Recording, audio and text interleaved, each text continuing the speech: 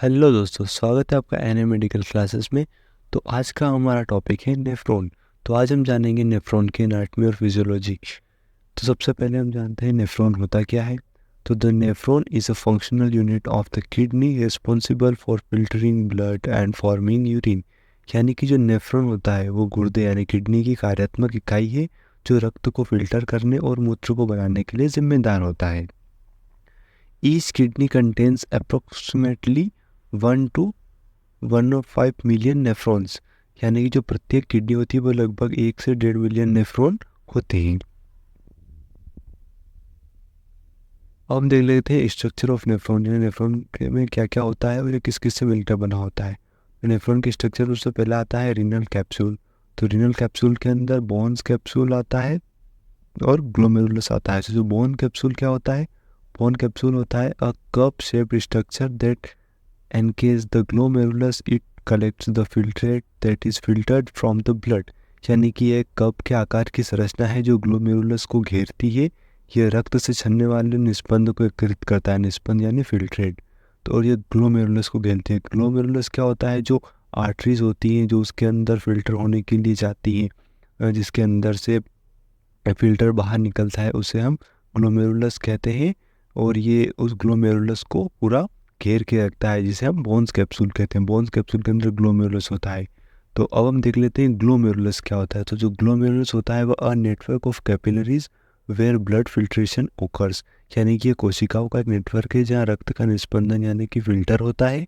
The glomerular filtration barriers is composed of 3 layers, endothelial, basement membrane and podocytes. यानी कि glomerular निस्पंदन अवरोध 3 परतों से बना है, जो कि एंडोथेलियन, बेसमेंट झिल्ली और पोडोसाइट से मिलकर बना होता है।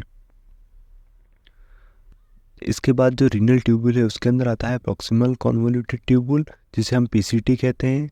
और यह the first segment of the renal tubule located in the cortex, it is responsible for the reabsorption of water, ions and all organic nutrients. यानी कि ये वृक्क नालिका का पहला भाग, यानी कि जो रीनल ट्यूबुल होती है उसका पहला भाग होता है जो कि कॉर्टेक्स में स्थित होता है। और यह पानी, आयंस और सभी कार्बनिक पोषक तत्वों को वापस अवशोषण के लिए जिम्मेदार है। यानी कि इसके अंदर जो ग्लोमेरुलस के अंदर फिल्टर होता है उसमें से कुछ भाग वापस अवशोषित किया जाता है। फिर होता है डिसेंडिंग लिम्ब, जो कि लूप ऑफ हैनले में होता है, जो कि नीचे से वापस राउंड लाइक स्ट्रक्चर है, उसे लूप ऑफ हैनले बोलते हैं। और इसके अंदर होता है डिसेंडिंग लिम्ब। जो डिसेंडिंग लिम्ब होता है वो permeable to water but not to salts, it help concentrate the filtrate by allowing water to exit. यानी कि ये जो पानी के लिए पारगम्य है लेकिन लवण के लिए नहीं। यानी इसके अंदर से जो वाटर है वो सिर्फ पास हो जाता है लेकिन कोई भी प्लाज्मा पास नहीं होती है। यह पानी को बाहर निकलने की अनुमति देकर निषेधन को केंद्रित करने में मदद करता है, यानी कि फिल्ट्रेट को कम करता है। फिर होता है असेंडिंग लिम्ब। तो असेंडिंग लिम्ब क्या होता है, ऊपर जाते हुए ट्यूबुल। तो ये impermeable to water, it actively transport sodium chloride and potassium ions out of the filtrate, contributing to the concentration gradient in the medulla. यानी कि ये पानी के लेवल, इसके अंदर से पानी पास नहीं हो सकता है और ये सक्रिय रूप से सोडियम क्लोराइड और पोटेशियम के आयनों को फिल्ट्रेट से बाहर ले जाता है और मज्जा में एकाग्रता के ढाल में योगदान करता है, यानी कि मेडुला में एकाग्रता में ढाल को योगदान देता है। फिर होता है डिस्टल कॉन्वोल्यूटेड ट्यूबुल, डीसीटी बोलते हैं जिसे हम। तो ये located in the cortex, responsible for the selective reabsorption and secretion mainly of ions to regulate blood pH and ion balance.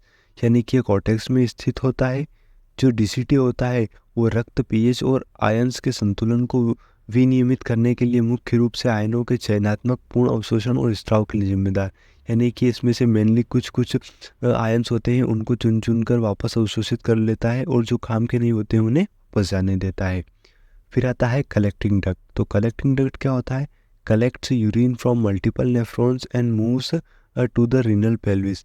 यानी कि कई नेफ्रॉन से मूत्र यानी कि जो फिल्ट्रेट होता है उसे एकत्र करता है और इसे वृक्क श्रोणि में ले जाता है, यानी कि इसे आपके यूरेटर्स की ओर ले जाता है। It plays a crucial role in water reabsorption under the influence of antidiuretic hormone ADH affecting urine concentration. यानी कि एंटीडायरेटिक हार्मोन जब सिक्रीट होता है तब उसके प्रभाव से पानी के पूर्ण अवशोषण में महत्वपूर्ण भूमिका निभाता है, जिससे मूत्र की सांद्रता प्रभावित होता है। यानी कि एंटी डायरेटिक हार्मोन के सीक्रेट होने पर जो इस कलेक्टिंग डक्ट के अंदर यूरिन होता है उसके अंदर से भी वाटर को अवशोषित कर लेता है। अब देखिए आप ब्लड सप्लाई क्या क्या होता है नेफ्रॉन के अंदर। एक होता है अफरेंट आर्टरियोल और एक होता है इफरेंट आर्टरियोल। जो अफरेंट आर्टरियोल होता है वो supply blood to the glomerulus, यानी ये ग्लोमेरुलस के अंदर ब्लड को सप्लाई करता है। जो इफरेंट आर्टरियोल होता है वह drains blood from the glomerulus and form the peritubular capillaries and vasa recta which surround the renal tubules and loop of Henle. जो इफरेंट आर्टरियोल होता है वो ग्लोमेरुलस से ब्लड को ले जाके पर्टिकुलर कैपिलरीज, यानी कि जो कैपिलरीज लूप ऑफ हैनले के आसपास से निकलती है उन्हें पर्टिकुलर कैपिलरीज या वेसारेक्टा बोलते हैं, ये उनमें ब्लड को ले जाता है। अब हम देख लेते हैं फंक्शंस ऑफ नेफ्रॉन, यानी नेफ्रॉन के क्या फंक्शंस होते हैं। सबसे पहला इसका फंक्शन होता है फिल्ट्रेशन। तो फिल्ट्रेशन क्या होता है?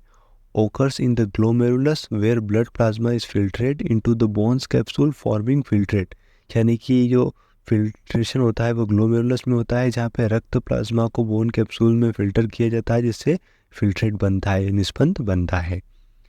Reabsorption. A substance like water, glucose, amino acids and ions are reabsorbed from the filtrate back into the blood primarily in PCT and loop of Henle. यानी कि जो पानी, ग्लूकोज और अमीनो एसिड या आयन जैसे पदार्थ जो कि ग्लोमेरुलस के अंदर फिल्ट्रेट हो गए थे वो रक्त में वापस अवशोषित किए जाते हैं। और ये कहाँ पर किए जाते हैं? मुख्य रूप से पीसीटी में और लूप ऑफ हैनले में किए जाते हैं रीअब्सॉर्प्शन। फिर आता है secretion. Additional waste product and excess ions are secreted into the tubular fluid in the PCT, DCT and collecting duct. यानी अतिरिक्त अपशिष्ट पदार्थ और अतिरिक्त आयन को PCT, DCT और संग्रहण वाहिनी से ट्यूबुलर द्रव से स्रावित यानी उसे बाहर निकाल देते हैं। फिर होता है excretion. It plays a crucial role in water reabsorption under the influence of antidiuretic hormone ADH affecting urine concentration. यानी कि ये एंटीडायरेटिक हार्मोन जब स्रावित होता है तो उसके प्रभाव से पानी को पूर्ण अवशोषण कर लेता है जिससे मूत्र की सांद्रता भी कम होती है या प्रभावित होती है। तो दोस्तों अगर आपको ये वीडियो पसंद आया हो तो वीडियो को लाइक कीजिए, चैनल को सब्सक्राइब कीजिए। मिलते हैं नेक्स्ट वीडियो में, तब तक के लिए बाय बाय।